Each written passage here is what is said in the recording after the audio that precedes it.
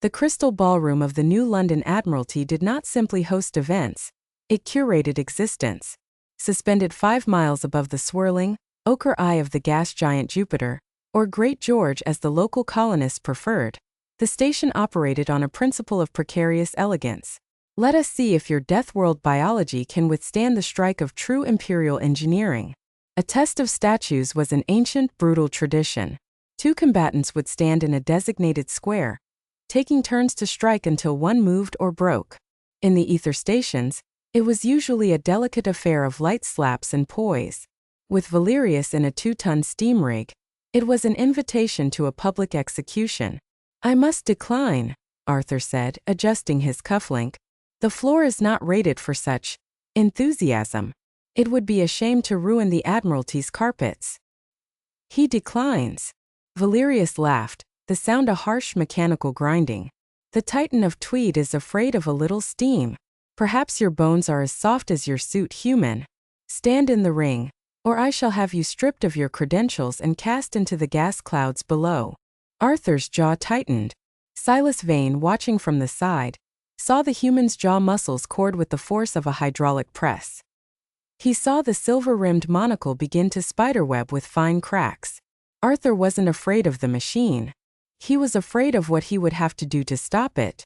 Characters: 3,114 total characters. 6,535. "Very well," Arthur whispered.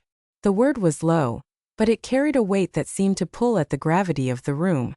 "But I shall not strike you, Valerius. I shall simply occupy the space." The circle was cleared. The floor of the Crystal Ballroom, made of interlocking hexagonal plates of lightweight alloy, shimmered under the gas lamps. Arthur walked to the center. Each step was a masterpiece of kinetic suppression. He did not march. He flowed, his body a coiled spring of muscle and bone that seemed to find a rhythm in the low-frequency hum of the station's life support systems. He reached into his waistcoat pocket and pulled out a small, curved strip of vulcanized polymer. It was translucent and entirely unimpressive. With a practiced twitch of his lip, he popped it into his mouth. Silas Vane's optical sensors zoomed in. Classification: oral structural reinforcement. Material: high-impact polymer. Purpose: unknown. The ether nobles whispered behind their fans. Was it a charm? A ceremonial relic of the savage earth? Valerius didn't care. He locked his steam pistons into combat configuration. The hiss of his rig grew louder, a predatory roar of boiling water and grinding gears. 8 seconds, Penhaligon, Valerius growled. "That is the gift I give you. After that, you will be a red smear on the glass." Arthur didn't drop into a combat stance. He didn't even raise his hands. Instead, he reached into his frock coat and pulled out a small, portable gramophone. He wound the crank with a delicate touch, and the room was suddenly filled not with a battle cry, but with the frantic rhythmic assault of an earth-born tempo, a high-energy orchestral piece, the violins screaming in a jagged, distorted staccato. To the aliens it was noise. To Arthur it was a calibration. "Shall we?" Arthur asked. Valerius didn't wait. He lunged. 2 tons of brass and steel accelerated with the force of a falling locomotive. The blow was a blunt force instrument intended to shatter Arthur's skull and the floor beneath him. The ether nobles gasped, closing their eyes. But the sound that followed wasn't the crack of bone. It was the sound of a vacuum. Arthur moved like smoke. It was not a dodge so much as a liquid reorganization of his atoms. As Valerius's armored fist reached the space where Arthur's head had been, Arthur simply wasn't there. He performed a backhand spring that looked like a celebratory tumble, his gloved hands barely brushing the alloy floor as he flipped through the air. He landed behind the machine, his movements frighteningly precise. "You missed, my lord," Arthur said, his voice bright and undisturbed. "The air is a bit thin today, isn't it?" Characters: 2,987 total characters. 9,522. Valerius roared, a sound of pure mechanical fury. He spun his rig, the steam vents screaming as he pushed the boilers to their limit. He unleashed a simultaneous triple strike, 2 blackened steel talons and a central kinetic hammer.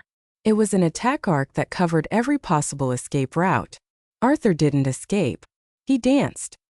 He stepped into the attack, sliding between the hydraulic pistons with the ease of someone walking through a doorway.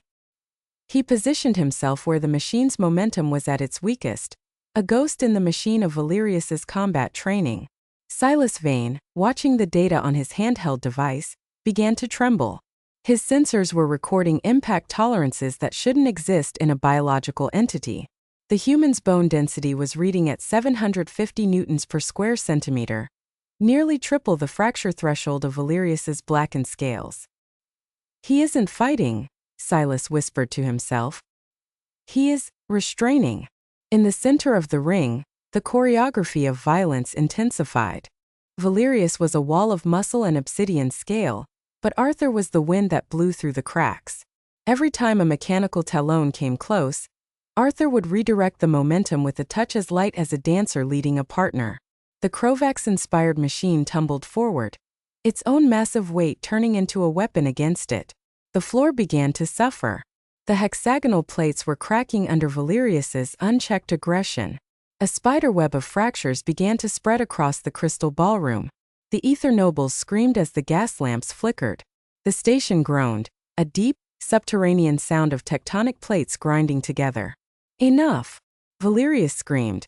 He engaged the overload valve. His rig glowed a dull, angry red as he prepared for a final catastrophic charge. He didn't care about the floor anymore.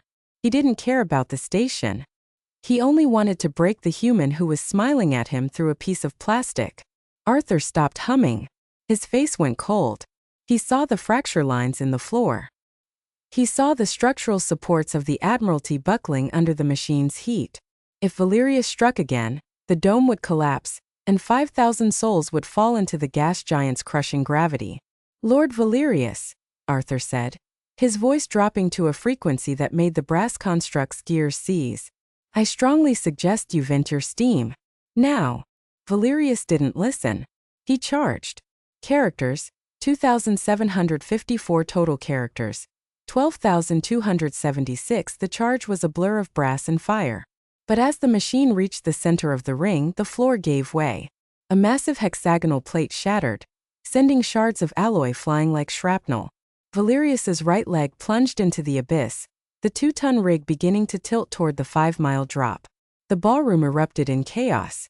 The nobles fled toward the exits, their wings fluttering in a panic. The glass dome above began to moan as the structural integrity of the floor failed. Arthur didn't run. He exhaled a single sharp breath that seemed to expand his chest, his frock coat straining at the seams. He stepped onto the edge of the abyss. He didn't use a machine. He didn't use steam. He simply reached out with his bare, gloved hands and caught the falling 2-ton rig by its blackened steel collar. The sound was like a ship's rigging snapping in a hurricane. Arthur's boots, weighted with lead, bit into the surviving alloy floor. His muscles, forged in the crushing gravity of the Cornwall mines, corded and knotted beneath his tweed sleeves with the force of a hydraulic press. His skin turned a deep lethal crimson as his body temperature spiked to 37 degrees Celsius, the heat radiating off him in waves that scorched the nearby silk curtains. "Hold still, you fool," Arthur grunted. The monocle on his face finally shattered, the glass falling into the abyss. His eyes, now unshielded, burned with a predatory intensity that made Silas Vane's logic circuits reset. Arthur wasn't just holding the machine, he was holding the station together. He was acting as a biological structural support, his legs absorbing the kinetic recoil that would have finished the floor's collapse. For 10 agonizing seconds, time seemed to stop. The only sound was the hiss of Valerius's failing rig and the rhythmic, bone-shattering thrum of Arthur's heart. Then, with a sudden, violent burst of momentum, Arthur hauled the machine back onto the stable floor. He didn't just lift it. He threw it back toward the center of the room. The 2-ton rig landed with a heavy tectonic thud, its steam pistons bent and useless. Arthur stood at the edge of the hole, his chest heaving. He reached up, adjusted his ruined cravat, and pulled the polymer strip from his mouth. It was bitten nearly in half. He looked at the trembling ether nobles. He looked at Silas Vane. "My apologies," Arthur said, his voice returning to its polite, baritone melody. "I believe I've overstayed my welcome, and I seem to have broken the floor." Characters, 2,890 total characters. 15,166. The aftermath was a silence more profound than any roar. Valerius lay in a heap of broken brass, his exoskeleton hissing like a dying animal. He looked up at Arthur, not with anger, but with the instinctive biological recognition of a prey animal looking at an apex predator. He didn't speak. He couldn't. His scales were vibrating with a high-frequency tremor he couldn't control. Arthur didn't look back. He walked toward the exit, his lead-weighted boots echoing with a rhythmic tapping that felt less like a soldier and more like a heartbeat. Silas Vane followed him into the cold, ozone-scented air of the outer corridor. Arthur, the construct whirled, his gears clicking in a frantic staccato. The data. The sensors. They recorded an impact tolerance of 1,200 newtons when you caught the rig. Your own muscle pretension was reading the microscopic shifts in the floor before it even cracked. You weren't guessing, were you? Arthur stopped at the station's edge, looking out at the vast, swirling clouds of Jupiter. The morning sun caught the edges of the gas giant, casting long, distorted shadows across the polished alloy. On Earth, Silas, we have a saying, Arthur said, his goofy, lopsided smile returning for a fleeting second. It's not the fall that kills you. It's the sudden stop. But that polymer strip, Silas pressed. The medical scanners. They realized it at the last second. It wasn't to protect you from Valerius. It was to protect your own teeth from the sheer bone-shattering power of your own clenching reflex. You brought protection for yourself, not from them, but from the recoil of being human. Arthur didn't answer. He simply adjusted his waistcoat and began to hum a low melodic tune. For months later, the crystal ballroom looked different. The delicate alloy plates had been replaced by heavy, reinforced steel. The gas lamps were now encased in vibration-proof glass. But more than the architecture, the atmosphere had shifted. The arrogant, high-pitched whistling of the ether nobles had been replaced by a quiet, reverent fear that bordered on worship whenever a human cadet crossed the threshold. In the Admiralty's central evidence locker, the broken mouthguard sits on a sterile white tray alongside a shattered silver monocle. It is no longer classified as a ceremonial object. The new brass plaque beneath it carries a simpler designation: Deathworld Combat Preparation Artifact. Arthur Penhaligon still lives in New London, but he no longer haunts the corners. He walks with a loose-limbed, liquid grace, his goofy smile no longer looking like a weakness. To the next generation of apex predators, the polymer strip in the locker is more than a tool. It is a warning. Some species don't need armor to be invincible. They only need a reason to stop being polite. Characters: 2,884 total characters. 18,050. The legend of the Tweed Titan spread through the ether stations like a wildfire in an oxygen-rich garden. It wasn't just the feat of strength. It was the terrifying realization of what lay dormant within the human frame. Other species began to look at their human neighbors differently. The humans' penchant for tea, their obsession with manners, and their strange lopsided smiles were no longer seen as signs of a primitive culture. They were seen as the safety valves of a biological volcano. Silas Vane became the foremost expert on human kinetic restraint. He spent his days in the Admiralty Library, translating Earth records that had previously been dismissed as extinction fantasies. He read about a place called the Himalayas, where humans climbed to heights where the air was too thin for an ether noble to breathe. He read about the Sahara, where they ran for days in heat that would have cooked a Pelethe's skin. He realized that Earth wasn't just a planet, it was a forge, and humans were the tempered steel that survived the hammer. "Inspector Vane?" a voice called out, interrupting his calculations. Silas turned. It was a young ether noble, a cadet of the Iron Wing, looking small and fragile in his silk training tunic. Is it true? Did he really catch a steam rig with his bare hands? Silas whirred his optical sensors. He didn't just catch it, lad. He held the world together. But don't ask about his hands. Ask about his mind. That is where the real power lies. Meanwhile, Arthur had moved his studies to a quieter part of the station, the Old Kent district, a series of interconnected brass domes that mimicked the foggy streets of a lost London. Here, the gravity was kept at a slightly higher 0.6 g to accommodate the heavy machinery of the station's core. For Arthur, It was the closest he could get to feeling heavy. He sat in a small pub called the Rusty Piston, nursing a pint of thick, dark ale that actually had some weight to it. The room was filled with the scent of coal smoke and warm brass. He liked it here. It reminded him of the logistics of spite, a philosophy he had developed back on the mining colonies, the idea that humans survived not because they were the smartest or the strongest, but because they were too stubborn to die. A shadow fell over his table. "Mr. Penhaligon," a voice said. It wasn't the whistling of an alien or the grinding of a machine.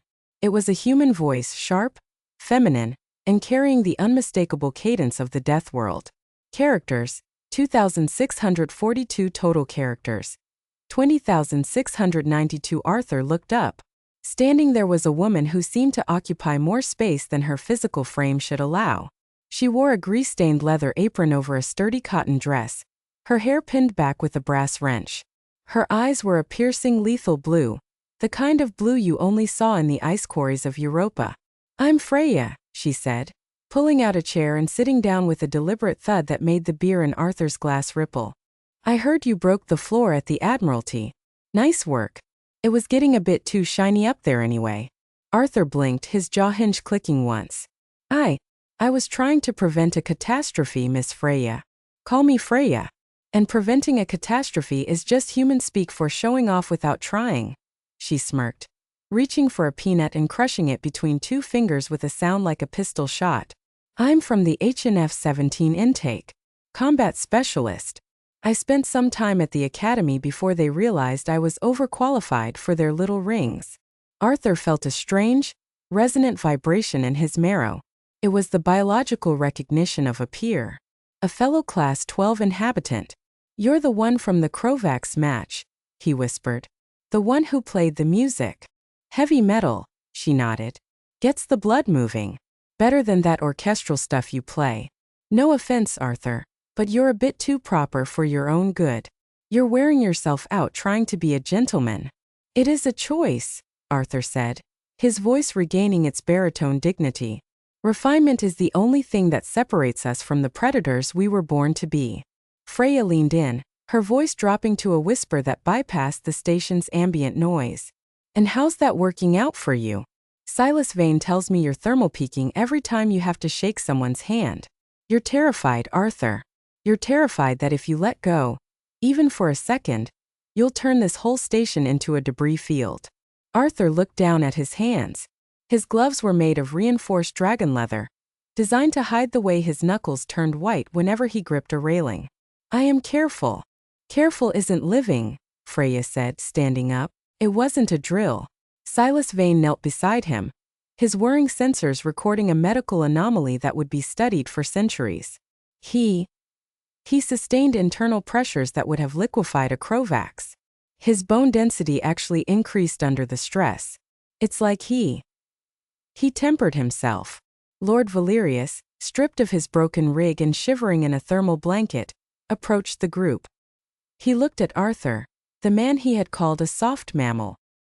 He looked at the shattered floor, the bent steel cable, and the man who had held it all. Valerius didn't say anything. He simply knelt. He bowed his head in the ancient gesture of the iron wing, a signal of total submission to an apex predator. One by one, the other ether nobles followed. The crystal ballroom, once a place of elitist mockery, became a cathedral of silence. Arthur opened one eye. He looked at Freya, who was grinning through her tears. Did I break the floor again?" he wheezed. "Yeah, Arthur," she laughed, wiping her face. "You broke the whole damn station. But I think they'll forgive you this time." Characters: 1,642 total characters. 32,561. The reconstruction of the new London Admiralty took 6 months. It was no longer the fragile glass and brass palace of the past. The new architects, a coalition of ether nobles and human engineers, built it to Earth spec. The floors were reinforced with high-density alloys, the gravity was stabilized at a comfortable 0.8 g, and the crystal dome was replaced with a series of armored transparency shields. Arthur Penhaligon did not return to his academic studies. He became the warden of the core, a position created specifically for him. He spent his days in the gravel pits with Freya, training the next generation of human stabilizers. He still wore his tweed waistcoats. He still carried a teacup with a delicate touch. And he still had a lopsided, goofy smile. But he no longer wore a thermal limiter. The station had learned to live with his heat. In the center of the new Admiralty Plaza, a statue was erected. It wasn't a statue of a soldier or a king. It was a statue of a man in a frock coat, his hands wrapped around a broken cable, his face a mask of terrifying, beautiful restraint. The plaque at the base didn't list his titles or his deeds. It simply carried a quote from an old Earth book Arthur had once shared with Silas Vane. "For what is a man if he shall gain the whole world, but lose his grip on himself?" Silas Vane often visited the statue. He would stand there, his gears clicking in a peaceful rhythm, watching the human cadets walk through the halls. They didn't march. They didn't adopt the heavy prowl of predators. They moved with a loose-limbed liquid grace, a lightness that was no longer seen as a weakness, but as the ultimate sign of power. The betting rings were gone. The arrogance was gone. In its place was a quiet, reverent fear that bordered on worship, a recognition that the most dangerous thing in the universe wasn't a steam rig or a laser, but a human being who was trying very hard to be polite. And high above the gas giant, in the heart of the new London, Arthur Penhaligon sat in the rusty piston, raised a pint of ale to Freya, and hummed a low melodic tune. He was finally home. Characters, 2,418 total characters, 34,979. The final chapter of the New London Admiralty began not with a bang, but with a celebration.